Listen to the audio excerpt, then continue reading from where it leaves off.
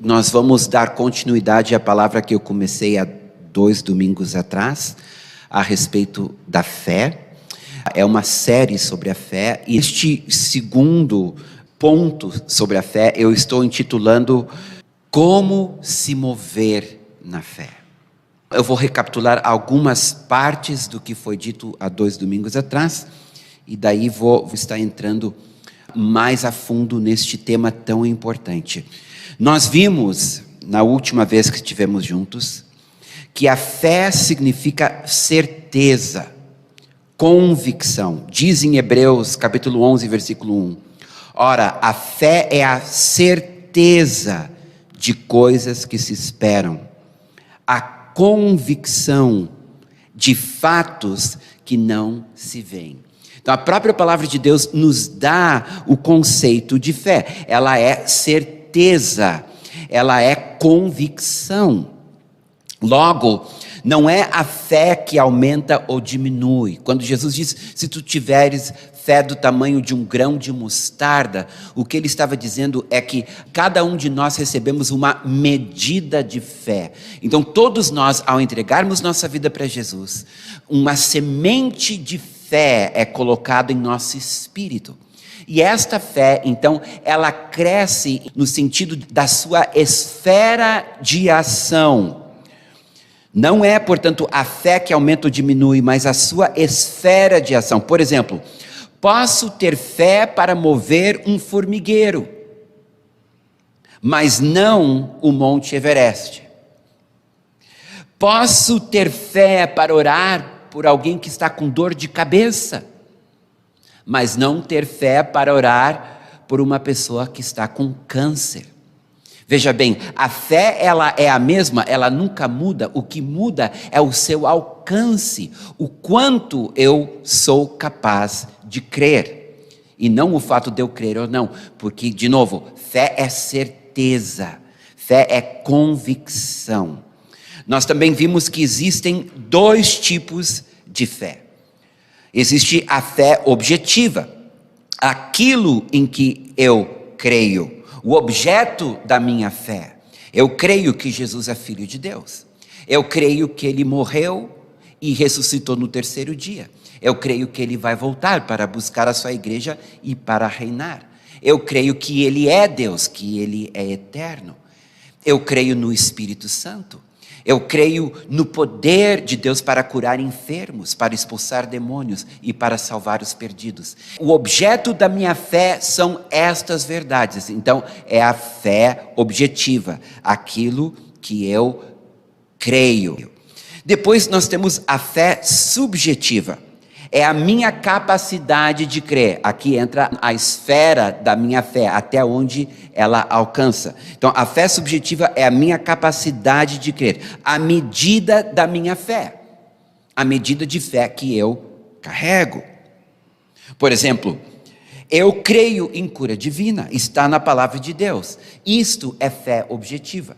O fato de eu crer que Jesus cura por meio do seu Espírito e por causa da sua obra na cruz, esta é uma fé objetiva. O objeto da minha fé é a cura divina. Agora, quando eu me deparo com um enfermo e não tenho certeza que Deus vai curar este enfermo caso eu orar por ele, esta é a minha fé subjetiva. Então, se eu conseguir orar pelo enfermo e crer que Deus vai curá-lo, a minha fé subjetiva, ela alcança o enfermo. Agora, se eu tenho dúvida se é ou não a vontade de Deus curar, então a minha fé subjetiva não alcança a cura. Apesar de eu crer na cura divina, a minha fé subjetiva não alcança a cura divina. E este é o grande conflito do cristão. Na mente ele crê uma coisa, mas no coração ele crê outra. Este conflito existe para todos nós, ninguém é livre dele. E a solução para este conflito, sem dúvida, é a revelação. É quando o Senhor revela. A palavra de Deus diz que a fé vem pelo ouvir, e o ouvir o rema, a palavra de Cristo.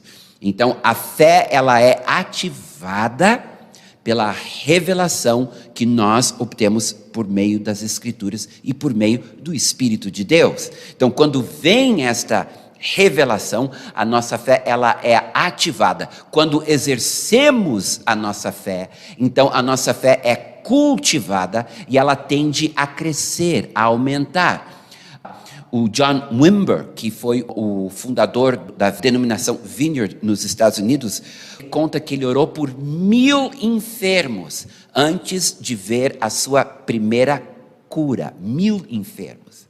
Então aqui nós temos um homem que soube cultivar a sua fé. Ele cria na mente, mas não se satisfez apenas com a fé intelectual objetiva. Ele queria crer no coração. Então ele foi atrás até que um dia Jesus curou. Ali ele sabia, a minha fé agora avançou, ela cresceu, a sua esfera de ação agora abrange a cura divina. E a partir daquele momento, ele não só foi usado em cura divina, como ele passou a treinar o povo de Deus a ser usado em cura divina. Bem, digo tudo isso para dar início então à palavra de hoje, que é esta: a nossa fé é muito importante para Deus. Eu vou repetir. De tudo que nós aprendemos nas Escrituras, a fé é um dos elementos mais importantes da vida cristã. Em Romanos capítulo 1, versículo 17 diz: porque no Evangelho é revelado a justiça de Deus, uma justiça que do princípio ao fim é pela fé, como está escrito, o justo viverá pela fé. Então Paulo deixa muito claro aqui que a justiça de Deus, ela depende deste princípio da fé. Nós cremos para a salvação, nós cremos para a santificação, nós cremos para a glorificação. E o que nos caracteriza como crentes é o fato que nós cremos. E o que sempre chamou a atenção do Pai e chamou a atenção do Filho foram aqueles que creram. Teve alguns, a gente lê nos evangelhos, que Jesus ficou admirado, ao ponto de dizer certa vez: fé como esta não encontrei em toda Israel. Então, se tem uma coisa que pode despertar a admiração de Deus Pai, de Deus Filho e de Deus Espírito Santo, é a nossa fé, a nossa capacidade de crer e agir conforme esta fé, ou seja, nos arriscando. Cada vez que nós nos arriscamos, que é como eu soletro fé, R-I-S-C-O, risco. Então, quando nós nos arriscamos, nós chamamos a atenção do Senhor. E por que a fé é tão importante? Por que Deus valoriza tanto a fé? Por que a fé faz com que Deus até mesmo se admire de alguns de nós? A nossa obediência e a nossa confiança depende do que acreditamos a respeito de Deus. Se eu não acredito na sua severidade, então não irei obedecê-lo, porque não temo qualquer consequência, entendeu? Contra a minha vida. Não temo o inferno, não temo o juízo. Se eu não acredito na bondade de Deus, então eu não vou confiar nele. E no momento da luta, da tribulação, da aflição, eu vou me desesperar e vou me comportar igual a alguém que não conhece a Deus. Por isso que a fé é tão importante. A nossa obediência e a nossa confiança depende do que acreditamos a respeito de Deus, da sua natureza. Olha o que diz em Hebreus capítulo 11, versículos 17 a 19. Aqui é a história de Abraão com seu filho Isaque, quando Deus diz para Abraão: vai, sobe o monte Moriá e sacrifica o teu filho para mim, teu único filho, o filho da promessa, sacrifica-o para mim, mate-o. E olha o que diz a respeito de Abraão, e aqui nós vamos entender como realmente é a fé que nos leva à obediência, é a fé que nos leva à confiança. Pela fé, Abraão, quando Deus o pôs à prova, ofereceu Isaque como sacrifício. Aquele que havia recebido as promessas estava a ponto de sacrificar o seu único filho. Abraão levou em conta que Deus pode ressuscitar os mortos. Ele pôde obedecer a Deus, porque ele sabia, mesmo o meu filho morrendo neste altar, ele é o filho da promessa, e Deus pode então ressuscitá-lo, porque as suas palavras jamais cairão por terra.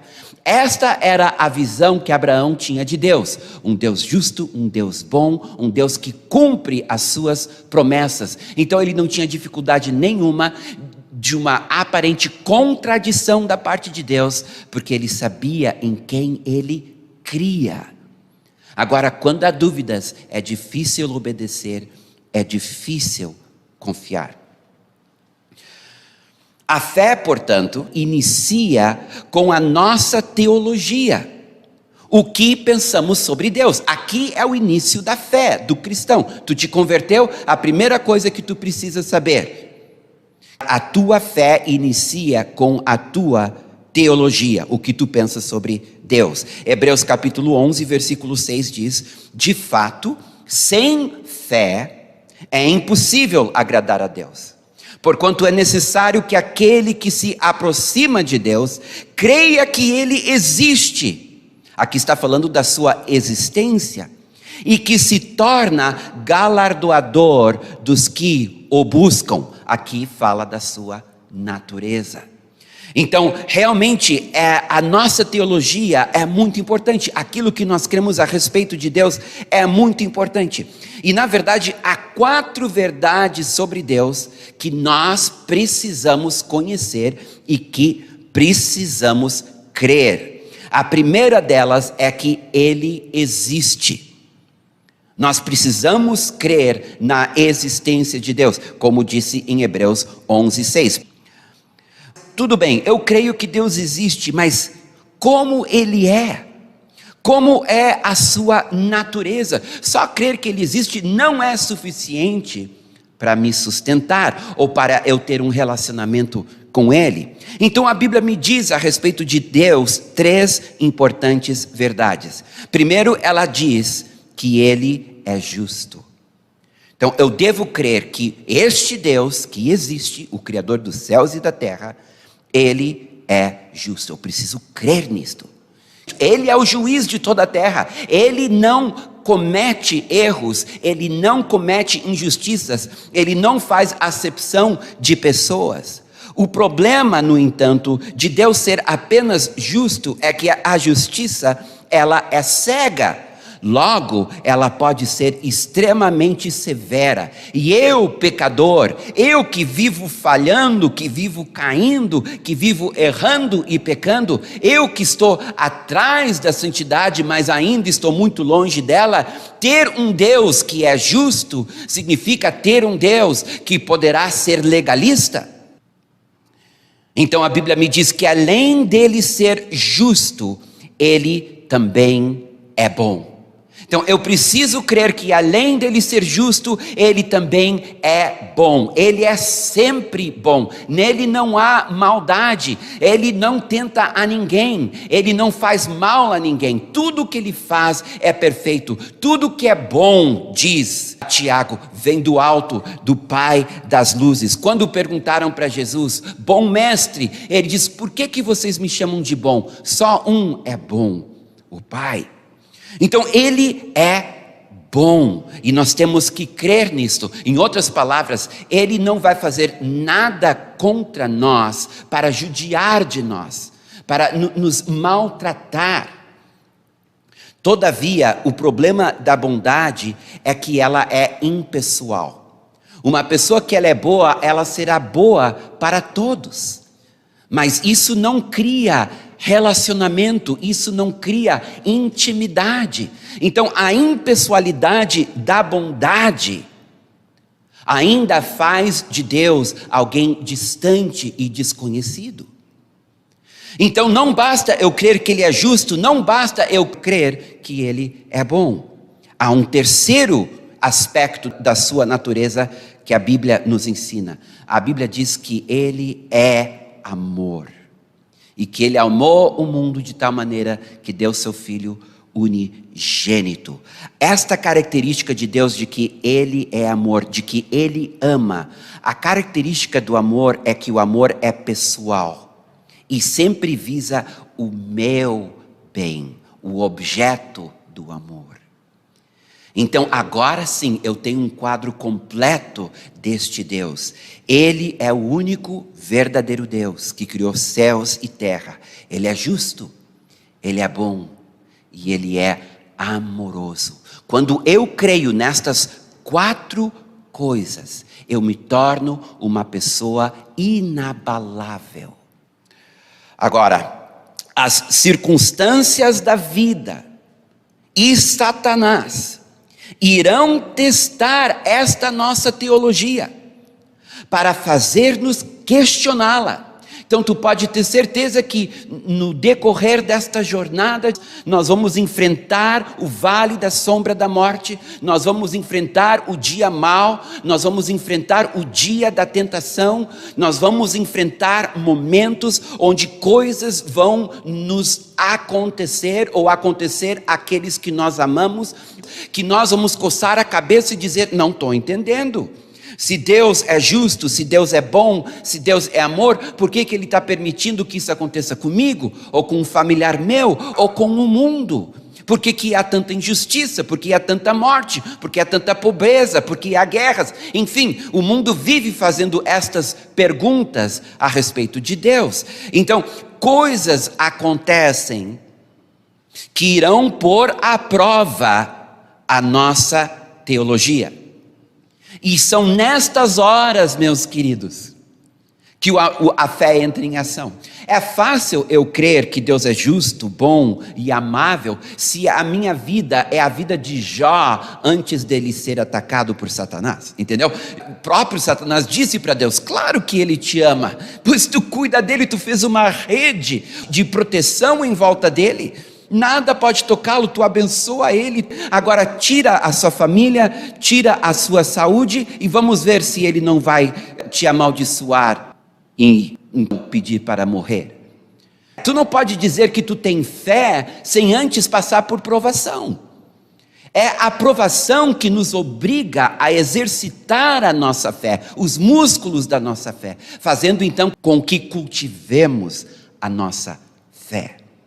Então estes momentos são necessários, são nestas horas que precisamos escolher, e a palavra aqui é escolher, crer, mesmo sem entender.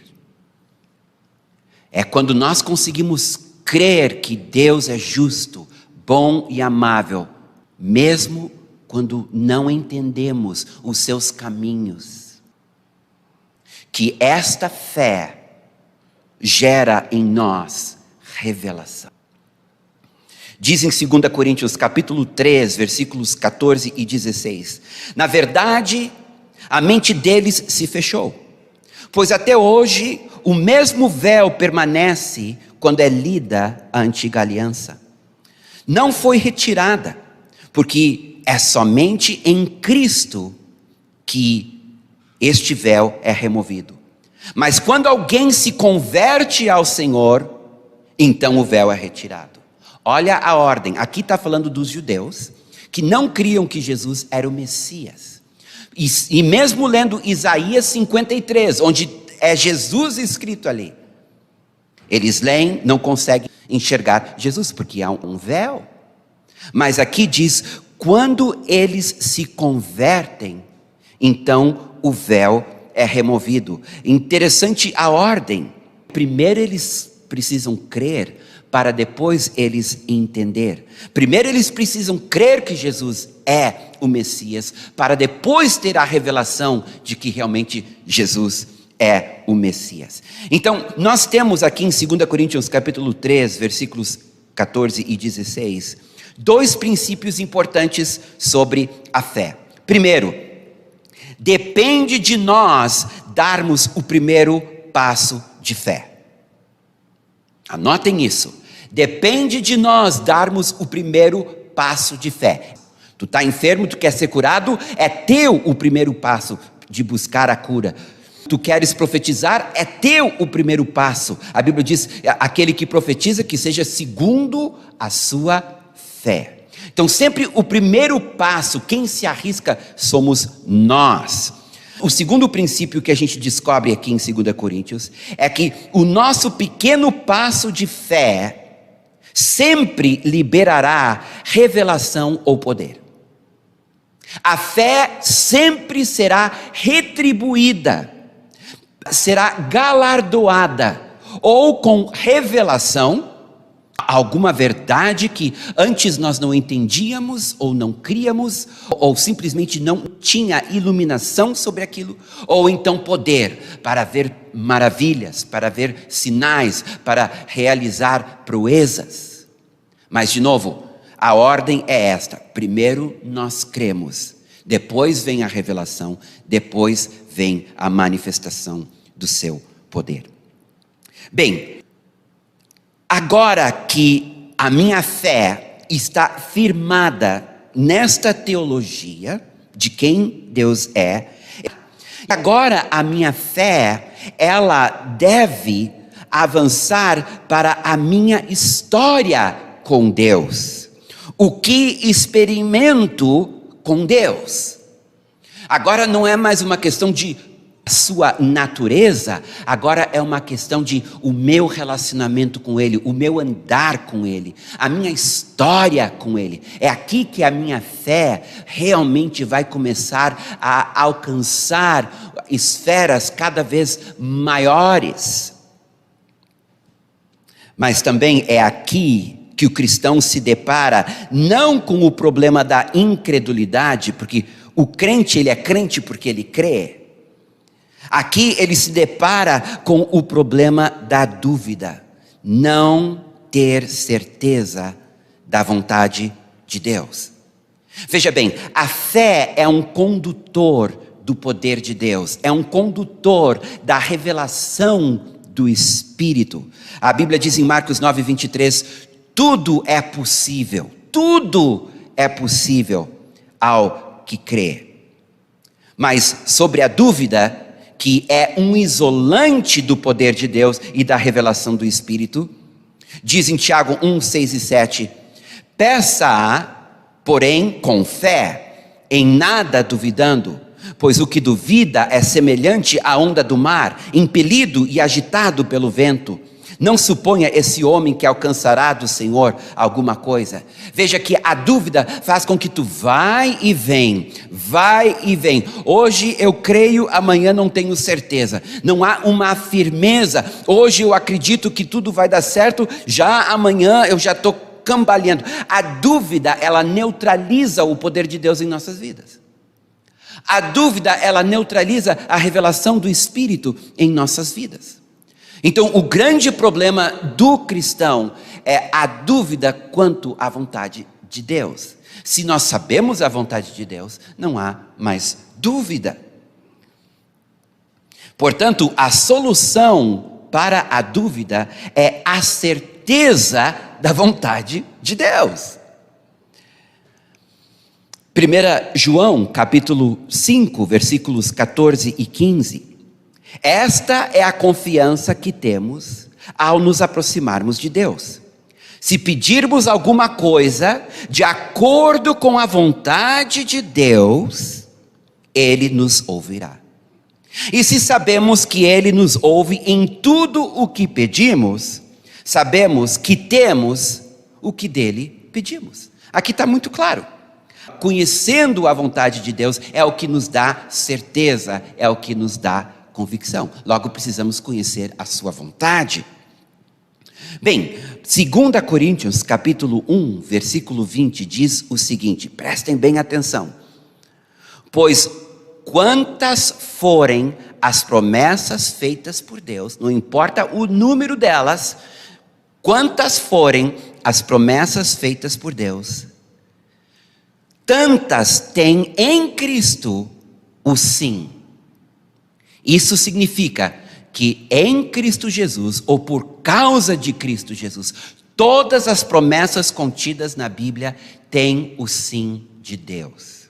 Deus diz sim para cada promessa que nós encontrarmos na Escritura por causa de Jesus. Jesus é a chave que abre a porta de todas as promessas, todas. É o que o texto diz, não dá para diminuir, não dá para aumentar. E daí continua: por isso, por meio dele, Jesus, o amém é pronunciado por nós, para a glória de Deus. Então, do céu vem o sim, de mim vem o amém, que é a minha oração. Toda oração termina com amém. Então, eu oro uma promessa de Deus. Deus há de suprir cada uma das minhas necessidades, segundo sua riqueza em glória, em Cristo Jesus. Veja, ele é a chave. Então eu digo: Pai, eu estou precisando de recursos, não estou conseguindo pagar as minhas contas. Tu queres me ajudar? Tu queres me socorrer nessa questão? Vem do céu. Sim. Então eu só preciso aqui na terra dizer amém. Eu quero saber a vontade de Deus, eu tenho que conhecer a Bíblia. Vocês sabem porque eu sou tão apaixonado pelas Escrituras, desde Gênesis até Apocalipse? Porque eu faço questão de sublinhar não só os mandamentos, mas as promessas também. Porque eu sei que em Cristo Jesus, todas estas promessas têm o sim de Deus. Ele apenas está aguardando a minha oração, aguardando o meu amém. E é neste momento que eu exercito a minha fé. Eu sei que tudo que eu pedir em nome de Jesus, que é uma promessa na Bíblia, é meu, é meu. E eu creio nisto. Outra coisa, a solução para a dúvida é termos uma história com Deus. Não basta apenas conhecermos a vontade de Deus, nós temos que ter uma história com Deus. Olha o que diz Marcos 8, 14 a 21. Ora, aconteceu que eles se esqueceram de levar pão. E no barco não tinham consigo senão um só. Preveniu-os Jesus dizendo: vede, guardai-vos do fermento dos fariseus e do fermento de Herodes. E eles disseram entre si: é que não temos pão. Jesus, percebendo-o, lhes perguntou: por que discorreis sobre o não terdes pão? Ainda não considerastes, nem compreendestes? Tendes o coração endurecido? Tendo olhos não vedes? E tendo ouvidos não ouvis? Não vos lembrais de quando parti os 5 pães para os 5.000? Quantos cestos cheios de pedaços recolhestes? Responderam eles: 12. E de quando parti os 7 pães para os 4.000, quantos cestos cheios de pedaços recolhestes? Responderam: 7. Ao que lhes disse Jesus: não compreendeis ainda? Queridos, eles tinham uma história com Jesus. 2 vezes Jesus multiplicou o pão. Logo, 2 vezes eles tinham como testemunho que Jesus sempre atenderá às nossas necessidades, sempre trará provisão. O crente não tem que se preocupar com provisão, porque se tu já experimentou uma vez Deus suprir alguma necessidade financeira tua, tu sabes então que na próxima vez Ele vai suprir de novo. Tu tens uma história com Ele agora, tu tens um testemunho. Olha o que diz em Salmo 78, versículos 9 a 11. Os filhos de Efraim, embora armados com arcos, bateram em retirada no dia do combate. Não guardaram a aliança de Deus, não quiseram andar na luz da sua lei, porque esqueceram-se das suas obras e das maravilhas que lhes havia mostrado. Essa era a grande queixa de Deus a respeito do povo de Israel. Eles esqueciam de tudo que Ele fazia. No deserto, eles esqueceram de tudo que Ele fez no Egito. Na terra prometida, esqueceram de tudo que Ele fez no deserto. E a grande queixa de Deus era a falta de memória do povo de Israel. Então eles se queixavam a respeito de coisas que no passado eles já tinham experimentado em Deus. Então, se tu já orou para um enfermo e esse enfermo foi curado, tu sabes que tu podes orar de novo e o próximo também vai ser curado. Se tu já foste curado, tu sabe que tu pode ser curado de novo. Entendeu? Este é o princípio. Este é um princípio muito simples. A história com Deus é o que nos garante um futuro. É aquilo que eu já experimentei, que garante que eu sempre posso voltar a experimentar de novo. E vocês vão dizer, mas por que disso? É muito simples, por causa da sua natureza, que é imutável. Tudo que tu experimentar com Deus é uma revelação da sua natureza. E Ele simplesmente não muda. Diz em Tiago 1,17, toda boa dádiva e todo dom perfeito vem lá do alto, descendo do Pai das luzes, em quem não pode existir variação ou sombra de mudança. Em outra versão diz que não muda como sombras inconstantes. Deus, Ele é constante. E o que Ele fez uma vez contigo, Ele fará sempre. Então eu tenho procurado guardar isto, sabe, no meu coração, essa história que eu tenho com Ele. E eu posso testemunhar que tudo que eu já experimentei com o Senhor, que faz parte da minha história agora, faz parte do meu testemunho, eu posso visitar aquele mesmo lugar e experimentar de novo.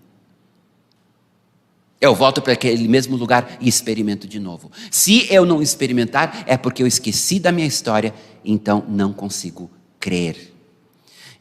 Nós temos esse problema, sabe? Às vezes somos desmemoriados, somos esquecidos. Temos que mudar isto.